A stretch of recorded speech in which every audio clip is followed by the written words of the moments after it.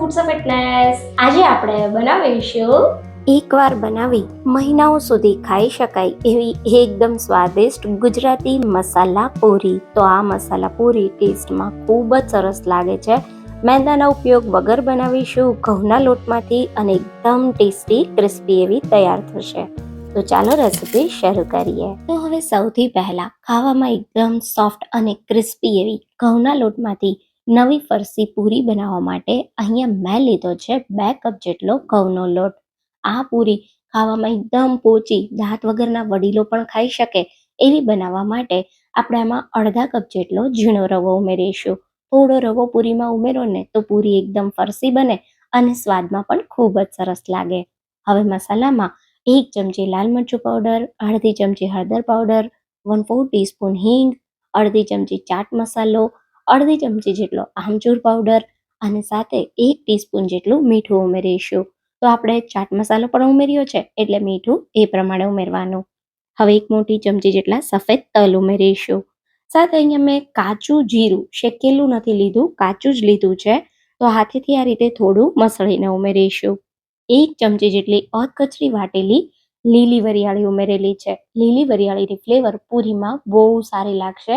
બિલકુલ સ્કીપ ના કરતા અને જરૂર ઉમેરજો. 1/4 ટીસ્પૂન જેટલો અજમો હાથેથી મસળીને ઉમેરી દેશું. અહીંયા મેં 2 ટેબલ સ્પૂન જેટલી કસૂરી મેથી લીધી છે. એની જગ્યાએ જો ફ્રેશ મેથી હોય તો તમે એ પણ વાપરી શકો છો.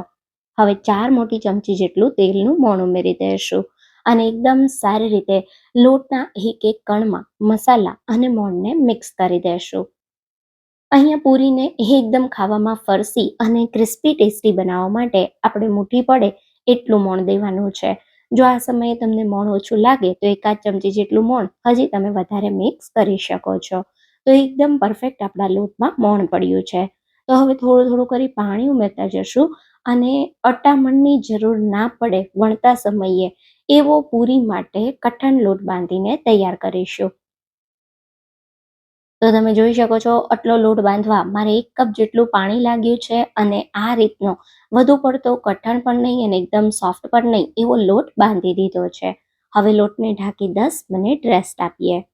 તો 10 મિનિટ પછી આપણે લોટને આ રીતે એકવાર થોડો મસળી લેશું અને હવે આપણે એમાંથી થોડો લોટ આ રીતે કાઢી લઈએ અને બાકીના લોટને આપણે ઢાંકીને રાખી દેવાનો જેથી લોટ આપણો સુકાઈ ના જાય. અને અહીંયા તમે એક એક પૂરી નાની નાની વણી શકો છો. જો તમારે એક એક પૂરીઓ વણવી હોય તો આ રીતે તમારે નાની નાની સાઈઝના અથવા તમને જેવડી પૂરી જોવે એ રીતે લુવા કરી લેવાના. આજે આપણે બિલકુલ બજાર જેવા જ ટેસ્ટ સાથે પૂરી તૈયાર કરી છે. તો એને વણવાની પણ આપણે બિલકુલ બજારની જેમ જ છે. તો હું અહીંયા આ રીતે મોટી સાઈઝનું લુવો તૈયાર કરી લઈશ અને આમાંથી આપણે એક મોટી સાઈઝની રોટલી વણી લેશું. તો પાટલી પર લું રાખી એકદમ સારી રીતે એને વણી લેશું. તો આપણે આ રીતના નાસ્તાઓ તો બનાવતા જ હોઈએ છીએ. સાંજે ચા સાથે બાળકોને લંચ બોક્સમાં આપવા, સફરમાં લઈ જવા. તો તમે પૂરીઓ તો ઘણી બધી બનાવી હશે. એકવાર આ પૂરી ટ્રાય કરજો, તમને બહુ જ ભાવશે. તો હવે તમે જો આ રીતે મેં મીડિયમ થીક એવી મોટી સાઈઝની રોટલી વણી તૈયાર કરી લીધી. આ રીતે રોટલીને આપણે એકવાર પાટલી પરથી લઈ અને સાઈડને પલટાવી દઈશું જેથી આપણે પૂરી કટ કરીએ તો પાટલાને બિલકુલ ચોંટી ના જાય, ઇઝીલી અલગ થઈ જાય. હવે પૂરી આપણી તળતા સમયે બિલકુલ ફૂલે નહીં એના માટે આ રીતે આપણે નાઈફથી થોડા કાપા કરી દઈશું. પછી કોઈ ધારવાળી વાટકી કે આ રીતના ધારવાળા ગ્લાસથી પૂરીને કટ કરી લેશું જેથી બિલકુલ બજારની જેમ આપણી બધી જ પૂરીઓ એક સરખી બને. તો અહીંયા તમે જોઈ શકો છો આ રીતે એકદમ સરસ પૂરીને આપણે કટ કરી લેશું. તમારે કોઈ શેપમાં પૂરી કરવી હોય તો તમે અલગ અલગ જે કૂકી કટર આવતા હોય એનાથી પણ પૂરીને કટ કરી શકો છો. તો પૂરી આપણી તૈયાર થઈ ગઈ છે. બિલકુલ આ જ રીતે અહીંયા મેં બધી જ પૂરીઓ બનાવી લીધી છે. તો પૂરી તમે જ્યારે વણતા હોય ત્યારે એને થોડી વાર ઢાંકીને રાખવાની જેથી સુકાઈ ના જાય. તો બધી પૂરીઓ તૈયાર થઈ જાય એટલે હવે આપણે એને તળી લેશું. અહીંયા પૂરીને તળવા મેં મીડિયમ ગરમ તેલ કર્યું છે. તેલમાં આ રીતે થોડો લોટ ઉમેરીએ તો તમે જો લોટ થોડી વાર તેલમાં રહી પછી ધીરે ધીરે કરીને ઉપર આવે છે. આપણે આ રીતનું એકદમ મીડિયમ ગરમ તેલ જોઈશે. તો હવે એક એક કરી અને ગરમ તેલમાં પૂરીઓને ઉમેરતા જશું.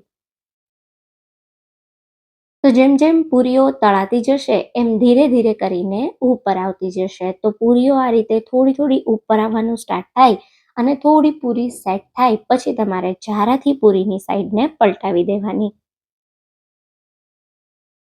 તો આ રીતે જારાથી આપણે પૂરીઓને પલટાવી દઈશું અને એકદમ સારી રીતે આપણે પૂરીને બંને બાજુથી ક્રિસ્પી અને ગોલ્ડન બ્રાઉન થાય ત્યાં સુધી તળવાની. તો સાઈડ પલટાવી દો એટલે ગેસને થોડો સ્લો મીડિયમ કરી દેવાનો, જેથી પૂરી સારી રીતે ક્રિસ્પી તળાય અને અંદરથી બિલકુલ કાચી ન રહે, સાથે એનો કલર પણ સરસ મેન્ટેન રહે. જો ફાસ્ટ ગેસે તળો પૂરી તમે તો પૂરી લાલ થઈ જાય. તો આ રીતે સરસ મજાની પૂરીઓ તળાઈ જાય એટલે આપણે એને જારામાં કાઢી આ રીતે પ્લેટમાં લઈ લેશું. તો તમે જોઈ શકો છો ખૂબ જ સરસ મસ્ત મજાની મસાલેદાર પૂરી તૈયાર થઈ છે. અત્યારે મારા કિચનમાં પણ ખૂબ જ સરસ સુગંધ આવે છે. તો હવે બસ બિલકુલ આ જ રીતે આપણે એક કરી બધી પૂરીઓને તળી લેશું.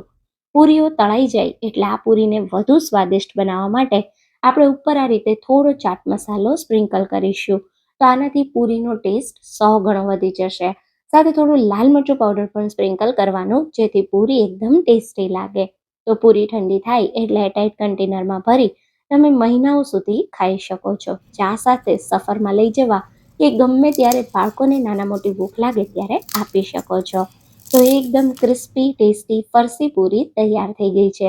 એકવાર આ રીતે જરૂર બનાવજો અને મને કહેજો કે તમને આ રેસિપી કેવી લાગી.